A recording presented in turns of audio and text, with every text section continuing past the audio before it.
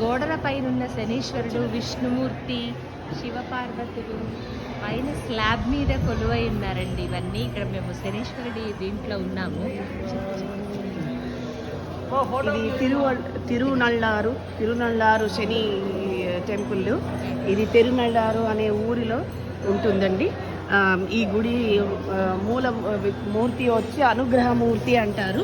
ఈయన అభయహస్తంతో చాలా చక్కగా కొలువై ఉంటాడు. ఇక్కడ ఉన్న దేవుళ్ళు శివుడు, శనిదేవుడు, భోగమాత, అలాగే పార్వతీదేవి ఉంటారు ఇక్కడ. శనిదేవుడు అందరికీ తెలిసిందే కదా, ఆయన సూర్యుడి యొక్క కొడుకు. ఇక్కడ నల్లరాజు ఒకసారి ఆయనకి చాలా కష్టాలు వచ్చి అన్ని రాజ్యం పోగొట్టుకుని, భార్యని పోగొట్టుకుని ఆయన కష్టాల్లో ఉన్నప్పుడు ఇక్కడికి వచ్చి ఈ శనిదేవుణ్ణి ప్రార్థించగా ఆయనకి అన్నీ మళ్ళీ తిరిగి లభించాయని అంటారు. చక్కటి ఊరు, మంచి పెద్ద గుడి అండి, చాలా బాగా ఉంటుంది. నవగ్రహాల గుళ్ళల్లో ఒకటి. సో అందరూ తప్పకుండా ఈ శనిదేవుడి గుడిని దర్శించుకుంటారని మేము ఇది మా ప్రయత్నం.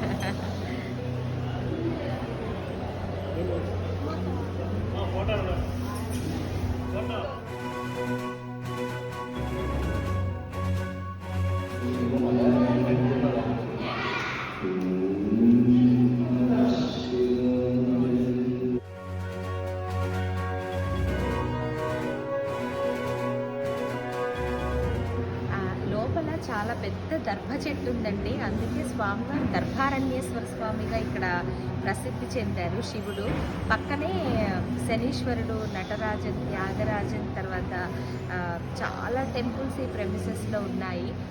రకరకాల భంగిమలతోటి శివుడు మనకి చుట్టుపక్కలంతా నాట్య రూపంలో దర్శనమిస్తారు.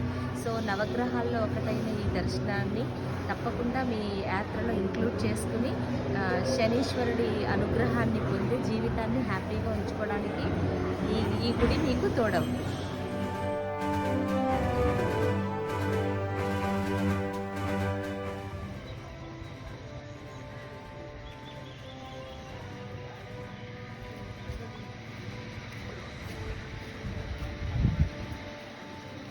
తిరునల్లూరు కదా, తిరునల్లూరు.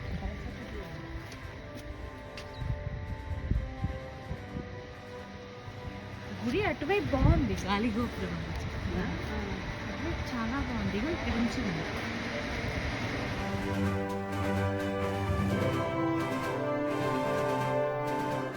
22వ దివ్యదేశికమైన పరిమళ రంగనాథ స్వామి, పరిమళ రంగనాయకి కొలువైన దివ్యదేశంలో ఉన్నామండి మనం ఇప్పుడు. ఇది మేము శనిగ్రహాల్లో శనీశ్వరుల 9 గ్రహాల దర్శనానికి వెళ్ళినప్పుడు మధ్యలో ఈ దివ్యదేశికం వస్తుంది. గంగా, కావేరీ నది కొలువైన ప్రతి క్షేత్రంలో రంగనాథస్వామి పడుకుని మనకి దర్శనమిస్తారు.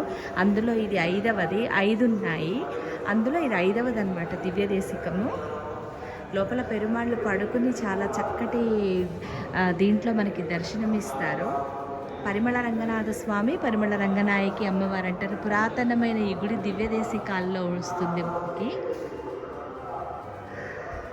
అమ్మవారైతే ఎంత అందంగా ఉన్నారో చెప్పలేము.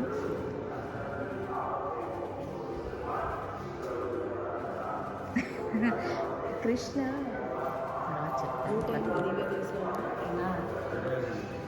పంచరంగ 5వ